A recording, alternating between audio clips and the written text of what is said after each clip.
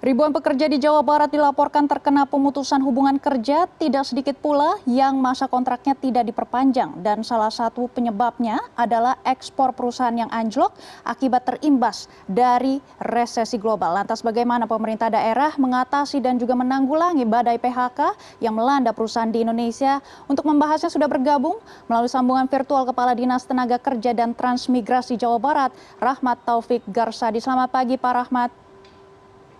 Selamat pagi. Ya Pak Rahmat, ada berapa jumlah yang dihimpun oleh Disnaker Transjabar terkait PHK yang dilakukan di wilayah Jawa Barat saat ini? Yang masuk daftar kita yang di Dinas Tenaga Kerja dan Transmigrasi di Kabupaten Kota maupun di provinsi, kita sudah masuk kasus 3.600 yang PHK itu. Baik Pak. Kemudian, ya. Iya silakan Pak, dilanjutkan. Yang sudah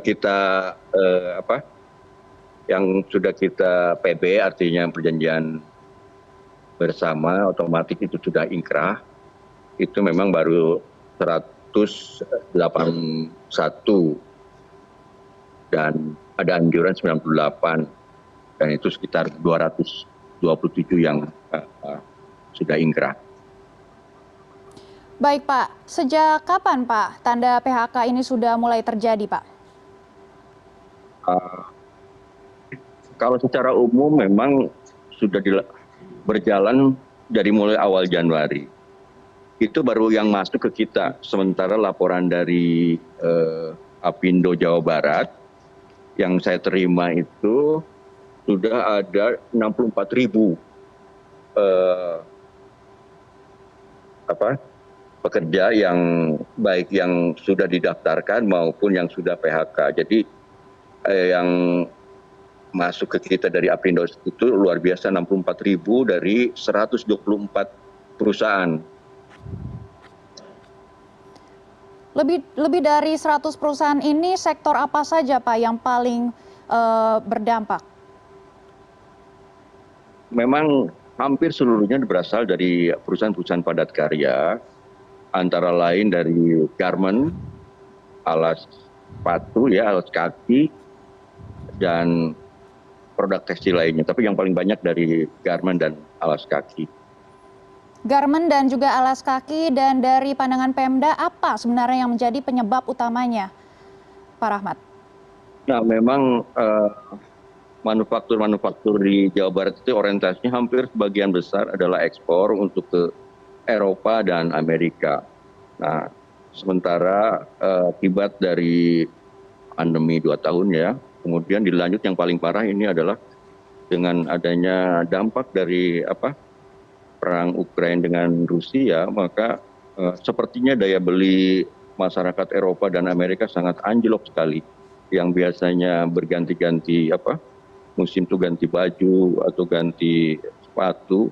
Nah, sekarang sepertinya menahan atau mungkin lebih memprioritaskan ke kebutuhan pangan. Itu kira-kira yang menjadi permasalahan terkait dengan PHK ini, sehingga otomatis produksi diturunkan dan ini berakibat terhadap finansial dari perusahaan gitu. Baik, jadi ada daya beli yang menurun dan juga tentunya dibayangi oleh resesi global, dan demand ini menurun, supply-nya juga turun. Dan tapi kami juga mendapatkan informasi ada beberapa pabrik yang saat ini juga pindah lokasi ke Vietnam, Pak. Apakah itu juga menjadi dampak PHK di Indonesia yang terjadi saat ini, Pak? Kalau ke Vietnam saya belum dapat laporan, karena memang yang kita dapat laporan hanya ada tutup gitu ya, beberapa perusahaan tutup.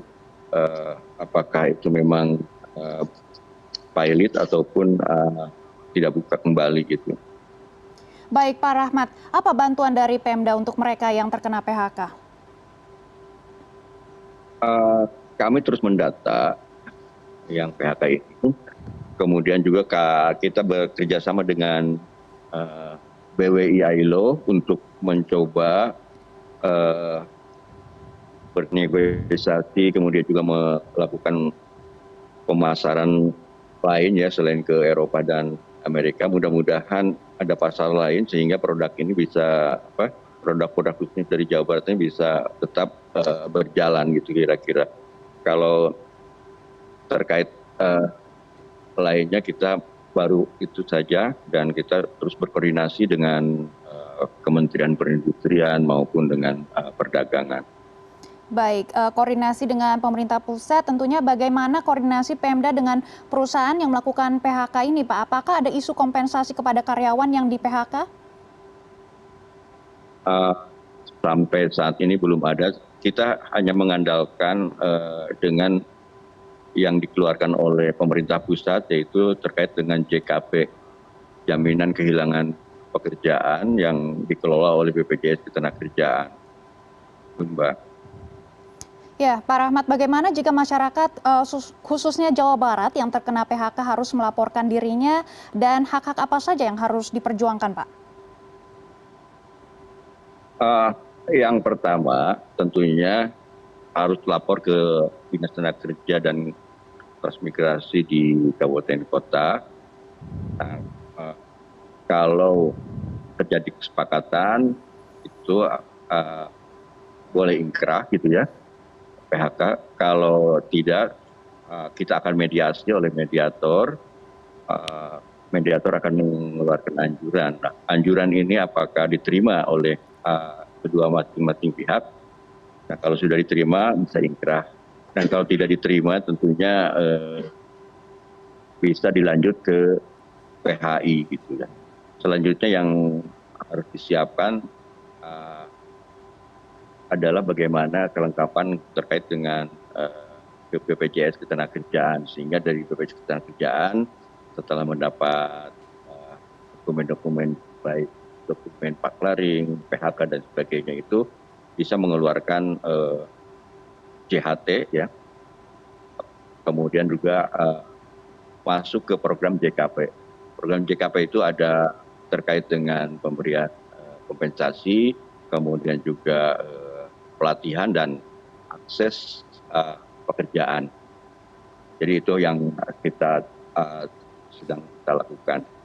Baik, ini langkah-langkah yang sangat penting yang harus dicatat untuk mendapatkan kompensasi dan juga nantinya ada training selanjutnya ya, Pak Rahmat. Dan bagaimana upaya selama ini betul. dari Pemda untuk terus membuka peluang lapangan kerja baru, Pak Rahmat? Memang yang terkena dampak adalah yang ekspor gitu ya. Sebetulnya kita bersyukur bahwa Indonesia ini khususnya Jawa Barat masih banyak peluang-peluang kerja baik secara mandiri maupun ke UMKM lainnya. Karena pasar kita masih mempunyai pangsa pasar yang luas lah. Dan kalau kita lihat dari LPE maupun daya beli masyarakat Jawa Barat masih terjaga walaupun terjadi penurunan. Itu yang kita terdorong baik melalui ke lapangan pekerjaan baru maupun berwirausaha lainnya. Itu Mbak. Baik, semoga lapangan kerja baru akan segera diciptakan. Dan juga terima kasih Kepala Dinas Tenaga Kerja dan Transmigrasi Jawa Barat, Rahmat Taufik Garsadi, sudah bergabung bersama kami pada pagi hari ini. Iya, terima kasih kembali. Salam sehat selalu. Salam sehat, Pak.